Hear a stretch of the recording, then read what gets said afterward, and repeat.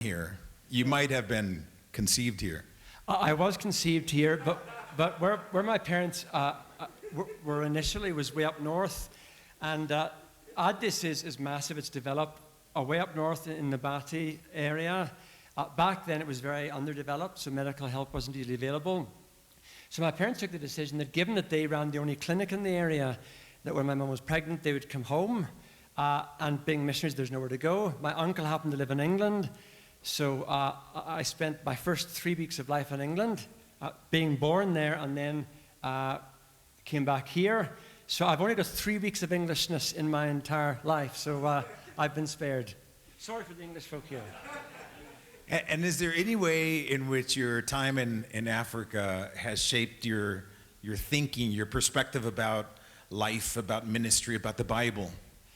Everything. I have to say, first of all, as a missionary kid, can I put a word out there for those of you who are thinking and praying about mission? I didn't become a Christian until I was to my late teens. I was 17 when I got saved. So I spent all of my years here in Ethiopia not being a Christian, although my family were all believers. And people perceive missionary life to have its challenges, which of course it does. But a kid growing up in the mission field is the best life you could ever have.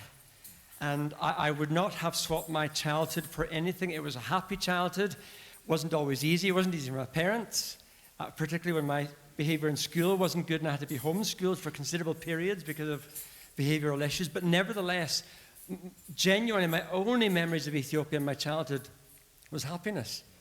Being a missionary kid is a wonderful life. It's enriching. It's glorious. And I'm so thankful to have grown up in Ethiopia. So massive for me. That's wonderful. And I've heard, of course, from Mulugeta and others that your parents left a deep, deep impression, a very positive imprint in Ethiopia and the lives of people here in the ministry. I think I've even heard Mulugeta call your father his spiritual father. Certainly a great deal of respect. And the reverse is true. Anyone who's been in cross-cultural mission will know that the imprint of the country in your life is profound. And my dad died not all that long ago after 5 years of really difficult dementia. And the one thing that would bring a smile to his face in the last 3 or 4 years, which were really, really tough, was if I showed him photographs of Ethiopia or the believers here, he would smile. Even though he didn't completely comprehend what was happening there. The joy that you have in service in other cultures with other people, and the imprint of that it's so deep, it's hard to overestimate that. That's amazing. Stephen, I'm going to pass the microphone to you and ask you to give us a brief either introduction to your subject matter this week or some highlights or just something that we could perhaps take away this evening. It will be very brief. We're looking at the theology of humanity or of humanness. And I'm really conscious, by the way, and forgive me for even being up here talking about this. There are those of you in the room who are far more equipped than I am to broach this subject. And so I hope in the discussion groups we get some of your great wisdom.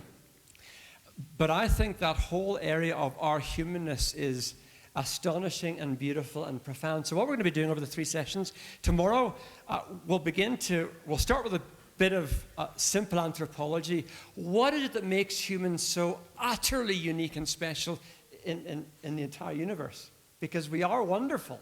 And we need to recognize the wonderfulness that God has imbued in us. And that leads us to the image of God. What is the image of God? And I'll talk about some of the different propositions that have been put forward.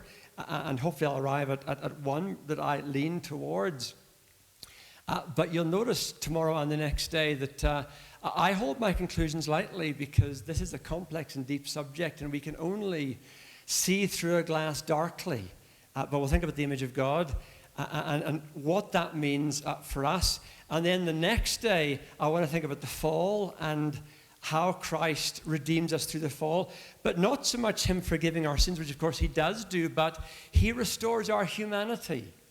He brings us back to what God always wanted us to be.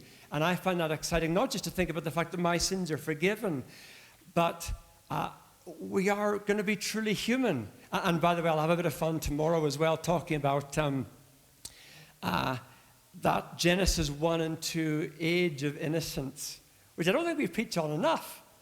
Because what we must have been like before Genesis 3 is fabulous. and we need to celebrate it, although many theologians in the past were quite nervous about celebrating it because they struggled with the notion of human perfection, for example. And then we'll finish off by, on the third day, looking at some aspects of our humanness which I think are enduring because they're hardwired, and finish with eschatology. What does it mean for a human being to be in the afterlife? Now, we're all saved, but what does it mean for a human being to be in the afterlife? What does life look like? And I'll propose some ideas.